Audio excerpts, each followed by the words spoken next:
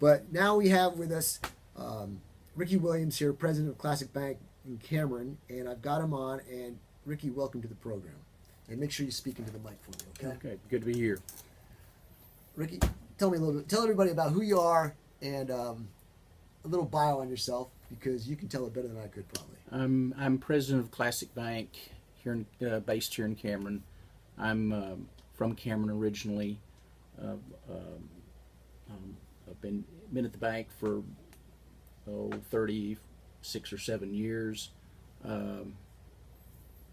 The bank has served Cameron, Milam County community for since 1889, but we're in Bastrop County, in Bastrop, and also in Rosebud up in Falls County, and over in Williamson County and at Liberty Hill. So the bank's grown a little bit, and still doing business. So you've got a lot of experience under your belt. I guess so. Yeah. I've survived. You survived. All these Well, years, yeah. you know, you can't survive unless you're smart. You got to be able to figure out either that or you're darn lucky, and luck can only go so far. Luck only goes so far. That's yeah. right. So I mean, you know what you're doing. That's why we got you on here today, and I'm going to be asking some questions of you to maybe help give some clarity on some certain topics. And all I ask is when you speak, just speak into that mic so we can get a good read on you. Rickey, I read that article to you. First of all, let me ask you this. When I read that article, I know this guy. I've read him a lot, and I looked at his information that he gets, and it's information that's out there that's credible. Other places go to reference for information, so you can't argue the information. You may just not want to hear it or something, but what do you think about the article I just read and your opinion, and then we can get into some questions. Well, my initial take on it is, don't worry as much as go do something about it. There's certainly lots to worry about. If you any of the news sources that you watch today, there's lots to be concerned about. I mean, gosh, we bombed a foreign country yesterday, or day before yesterday, and that's something to worry about. And that affects the markets, right? That affects the markets, but there's not much I can do about what happened in Syria day before yesterday, and I need to be concerned and concentrating on what I need to do but you see, for myself.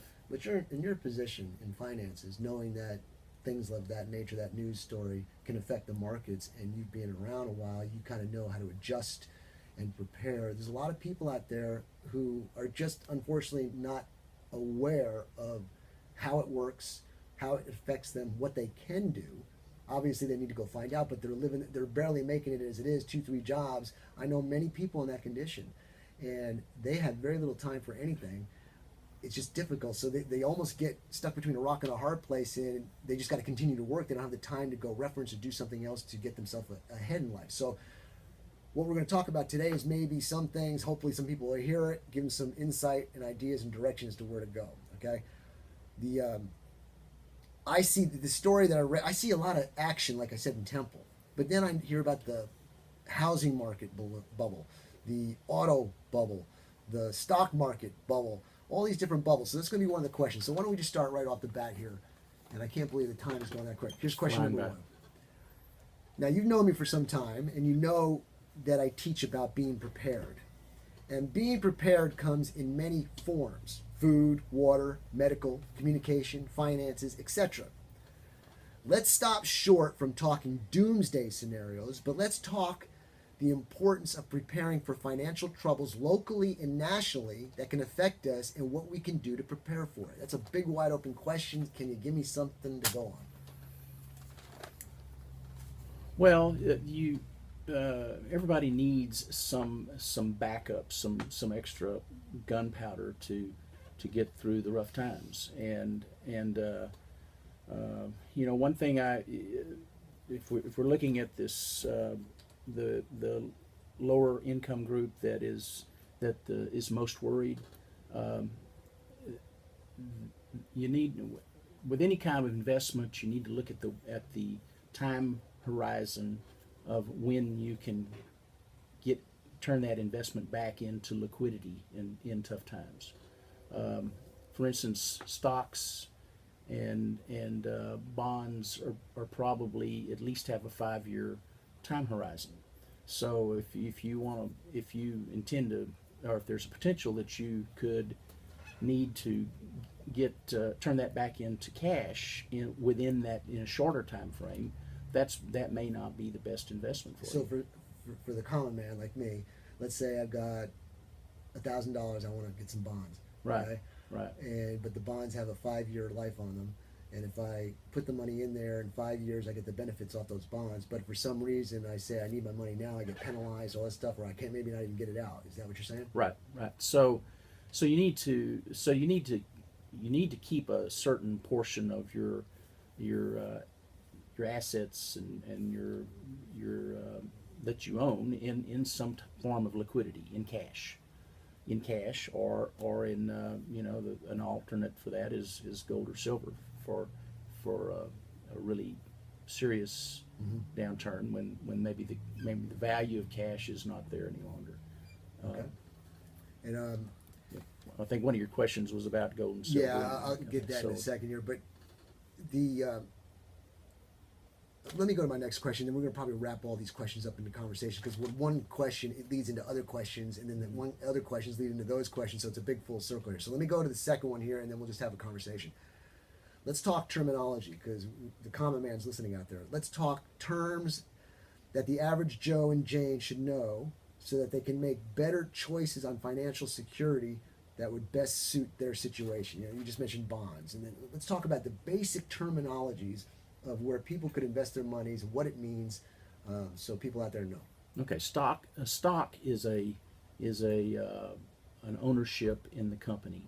Usually, a stock certificate goes whether you own 1 share or 1,000 shares. It has to do with voting rights, in control of the company, having some say over what activities the company participates in and what things they do. Now, if you own 1,000 shares of General Motors and there's 20 million shares outstanding, your vote's probably not going to count a whole lot. But it does have those rights, and the stock appreciates or stock goes up in price as perception of that company's value goes up. Bonds are fixed income investments. They have no voting rights. They basically pay you a return, the interest rate on that investment, on that amount of money, over a period of time. A bond has a fixed interest rate typically, and when interest rates go up, the value of that bond will go down. Now you're buying stock off of companies. Where do you get your bonds from? Bonds are, in a lot of times, bonds are issued by companies or they're issued by the government. Okay. And a lot of sources in between, but government bonds are always perceived to be safer, and so you've got national, state, and local bonds. So for instance, Cameron ISD will issue school bonds, and those are, because of the structure of the Texas public education issuance of bonds. School bonds are historically very, very safe, but also pay a very, very low rate of interest because there's not much risk in that. That's right. investment. So if you got low risk, you got low returns. risk, you've got low return. You've got high risk, you should expect a high return. And so it gets back to the original question of what risk profile is appropriate for certain individuals. Isn't it wiser to be a high risk level at a younger age in case something Sure. happens? If you're young, with retirement money, you want to take money that you're not going to need for, again, this gets back to the time horizon, money that you're not going to need for 30, 40 years. You want to take quite a bit of risk with it. If you're like I'm 61, my time horizon is less, so I should have my retirement money in less risky assets. Probably bonds are less risky, and less equities, less stocks. Okay. Because my time horizon, if there's a big downturn and I have a big loss, how much time do I have to recover that? And we're going to talk about that in just a minute. All right, let's go over another question. Let's talk precious metals, like we had touched on: gold, silver, and lead. Okay, I'm kidding on the Okay, lead. okay. Lead at one point in time, for a short period of time, will be the most precious metal around. But what causes what causes precious That's a good metals? point. It's true. It's true. What causes the precious metals market to go up and down, and why is it important to have precious metals on hand as compared to in the bank? Okay, well, You may not like that. precious metals are a commodity, just like cotton and cattle and oranges and water's a commodity, but gold and silver have always, and to some extent oil, have always had a perception of being a limited commodity, and therefore The key word would be intrinsic, right? It always has value. should always have value. Now, I think we've decided in the last maybe 10 or 15 years that, or maybe more recently, that oil it's much more prolific than we thought it was, and so I don't know that it really fits that mold anymore. The old saying is, "So goes oil, so goes gold, so goes silver." Gold and silver, however, do seem to have stood the test of time, that they are a limited commodity, a limited quantity commodity, and therefore they pretty much reflect the rate of inflation, but they also reflect the rate of panic and crisis concern in the world. I think there's been some. Gold has been going up pretty steady for the last. I think it's set some records in the last month or I so. think it's $1,200. Well, it's $1,255 yesterday, I think. Silver somewhere went in up there. too. It's about Yeah, 18. silver's up. Okay, but now let me ask you this, because we're short on time. There's different reasons people get gold. One of the reasons, because we teach about being prepared, if our paper money, it's only worth what's written on it because you believe that's what it's worth. But in reality, the paper has no value. And if the belief that that money no longer has a value, it's worthless. Whereas if we have extra money and we want to secure ourselves to some degree and diversify our protection against finances, we could purchase using some of that worthless paper money in times of crisis into a precious metal that has intrinsic value, and at least have some of your money protected through gold and silver or precious metals. Is that an accurate statement? Somewhat. I mean, I've always heard and tried to tell people that you probably need to have 5 to 10% of your net worth in precious metals. That's what I've heard. That. So, and what's net worth? Say you own your home, and it's worth $75,000. You don't have any debt against it. You own your car; it's worth $10,000. You don't have any debt against it, and that's the extent of your assets. Then you have $85,000 worth of net worth. 10% of that would be $8,500 in precious metals that you should own. And people say, well, you can't eat gold. No, you can't.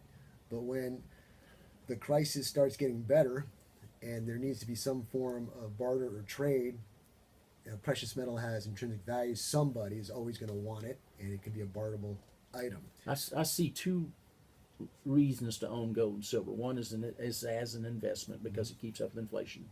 That window, again, is probably 5 years, maybe 10 years, that you probably want to own it before you'll see a return from inflation.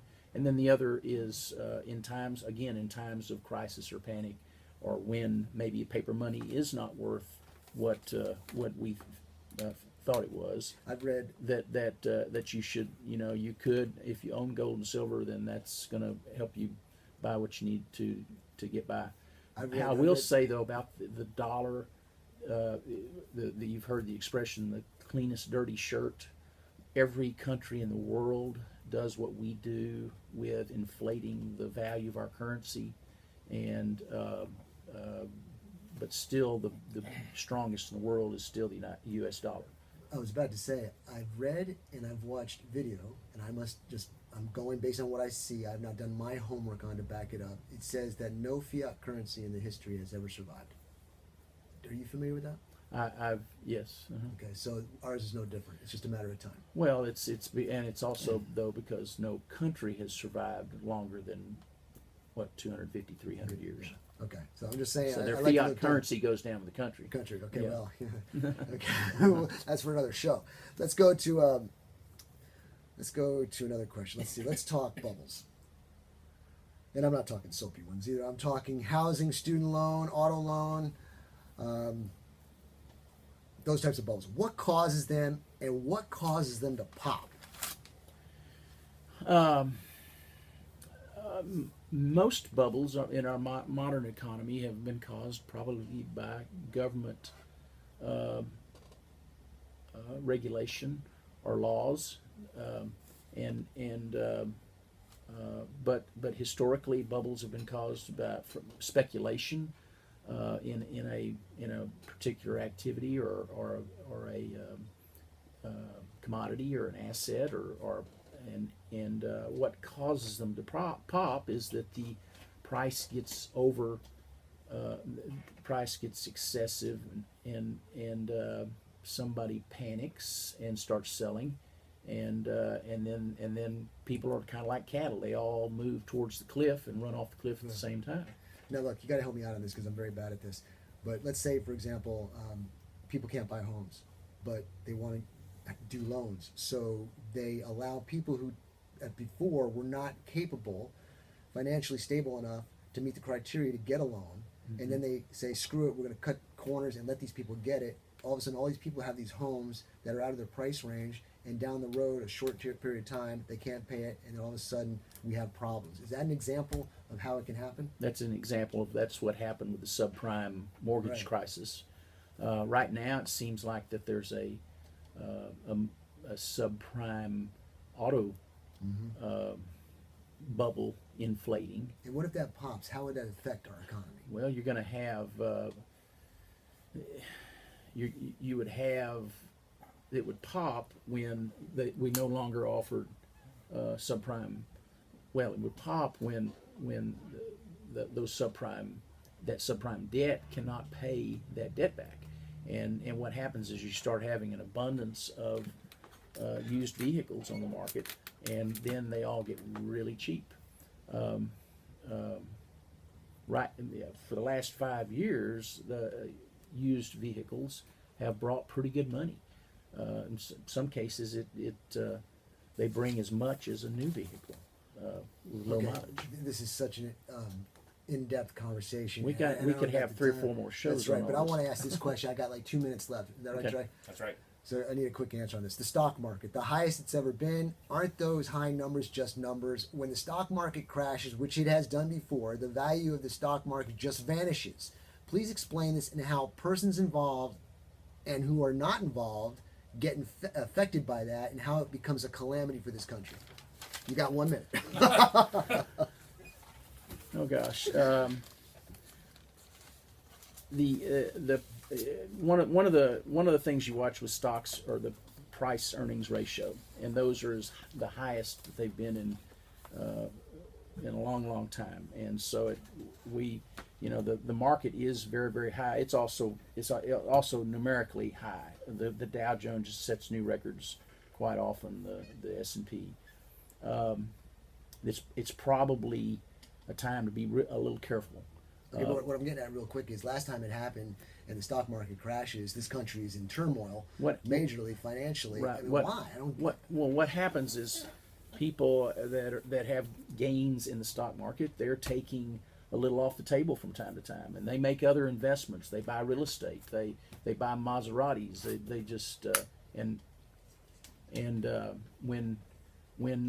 they quit buying those things and they quit making those investments, it trickles down, okay. and the economy slows down all around. All around. Ladies and gentlemen, we ran out of time. Rick, maybe we can get you back on and talk about this. But ladies and gentlemen, check out aaronsgunshop.com. Check out the Facebook page for a repeat of this. Go to the iPod or the podcast and check it out. Until next week, God bless and keep your powder dry.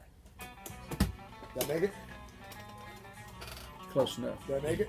Yeah. Okay. Now Alex Jones can come on.